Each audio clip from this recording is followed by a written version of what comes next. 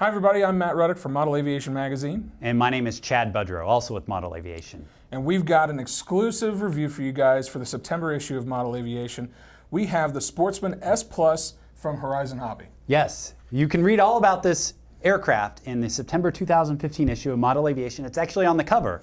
It's a pretty neat aircraft, and we wanted to spend some time to share some of the features and our impressions. Now, one of the things that this differentiates this from a lot of other trainers is it has something called Safe Plus technology. Right. A lot of people have heard of Safe, but this is Safe Plus. And if you're not familiar with Safe, basically it controls, or it prevents pilots from getting into dangerous situations. Imagine kind of this envelope around it that depending on what mode you put it in, it'll prevent the aircraft from going into extreme dangerous conditions. The Plus takes that concept that they introduced a few years ago, made some modifications, kind of like a second versioning. The biggest change is the GPS feature. Now the GPS, this is where you've got my interest a little bit, because what advantages am I getting out of adding a GPS to something like this? No, good question. So you have everything with Safe, few changes, but it's safe through and through. GPS, not only do you have this envelope we talked about, but now you have a much bigger, I guess, envelope, kind of a virtual airfield, and that's what they call it. Right. Where imagine from the center of the runway going out 650 feet, there's this imaginary fence, and it could do a couple things. As it approaches that no-fly zone, the aircraft will just naturally bank away from it and come back, so you have some safety there. You can also auto-land this thing, which we tried. Really? Yeah, Yes. we did.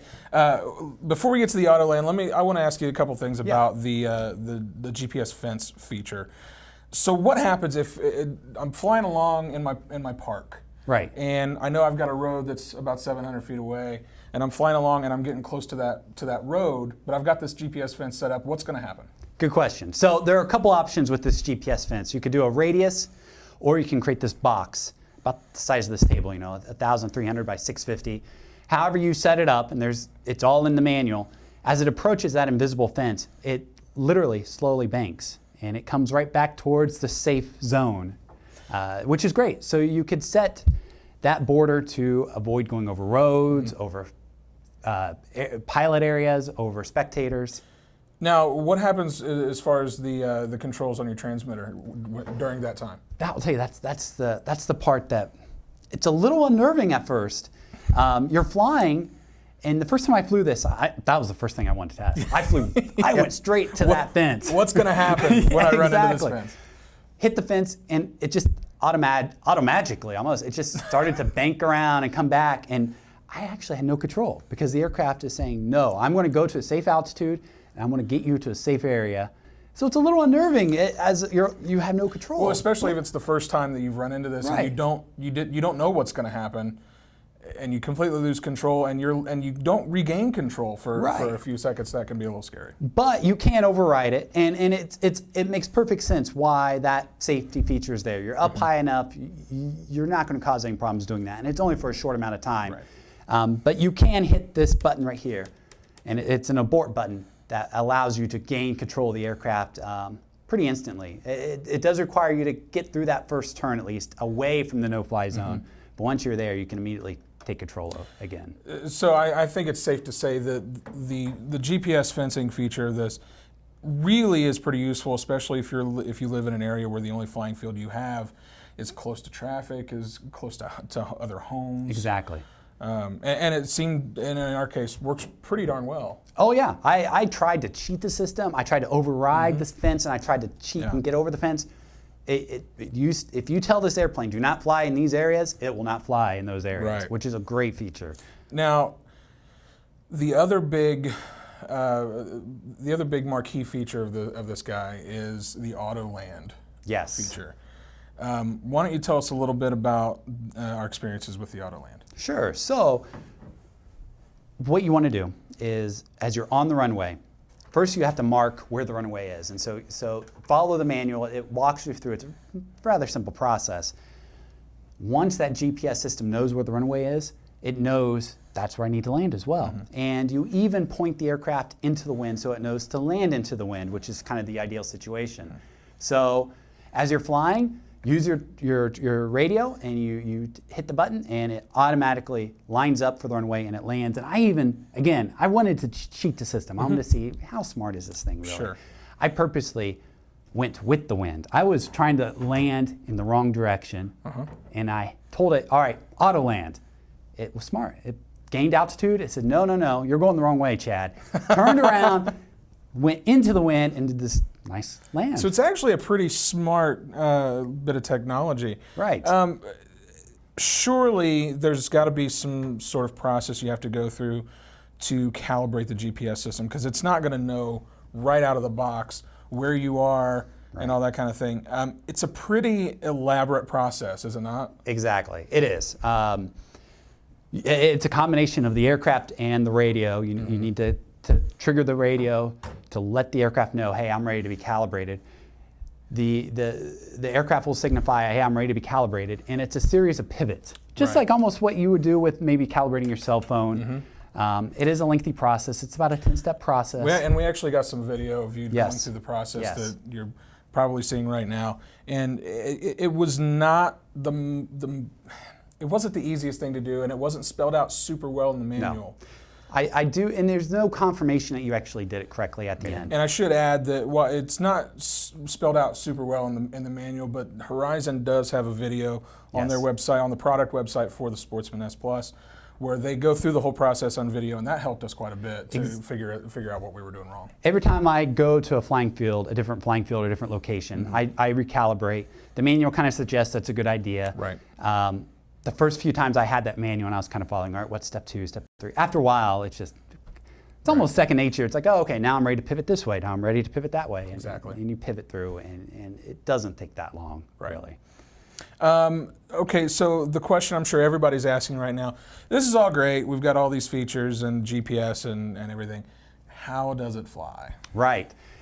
So this aircraft actually has been around for a while, just not in the Safe Plus form. It's actually, if you compare this to the former Sportsman, it's very similar. It even has the same kind of semi-scale look. So just being a high wing trainer, it has that heritage of its previous generation of being a reliable trainer. It flies like a trainer. It flies pretty well, actually. Takeoffs, just like with Safe, it pretty much takes off on its own. Even without Safe, it practically takes off on its own. Landing, even without the auto lands, I mean, a lot of times we would just auto land it ourselves. Yeah, and I did get a chance to take it up a couple of times, and with the AS3X and the Safe system, I was, even in some pretty high winds that we were flying in, it flew pretty darn well. I've had some experience with some other trainers. This ranks right up there as far as in-air operability. So I did turn it off, put it on high, expert mode. This is not an aerobatic aircraft, but I was able to do some loops, did some rolls. It did fine. I mean, it dropped just because it's not really designed for that, but it does well. I actually found that in intermediate mode on high rates was actually kind of my sweet spot. And when I fly other aircraft, there's the Cub or the Apprentice S, I tend to find myself in high intermediate. Sometimes I'll just kick in an expert low. It just depends. It depends where your skill set is. I do think, and I've talked to other people who fly Safe Plus, if you do low rate, beginner, it's a great way to get started, but you'll quickly graduate from that. You get up in the air, you fly around, you're ready to kick on the high rates or step up to intermediate. Right. So here's the big question, because I know that this was something that was kind of tossed around in the office a little bit, which is, do you think that this technology that's in this guy, the GPS, kind of some of these auto features that we're starting to see more of, and do you see this becoming a trend, or do you think this is something that's going to stay more in these trainers to help out new pilots? Right, and that's even when S Plus or Safe came out to begin with, that was a conversation clubs were having. Well, can we really accept a member who learned how to fly on Safe? Does that really count? Now you add GPS, and now, how much of a pilot are you really? And I think the point of this is remove some of those fears. I first learned how to fly on an Apprentice, not the Apprentice S, not with Safe, just the Apprentice. And that's very similar, high wing trainer, good wingspan, visible, but it's a little unnerving. Even when you're buddy boxing for the first time, you're still very nervous. When you add that Safe, it removes a lot of that.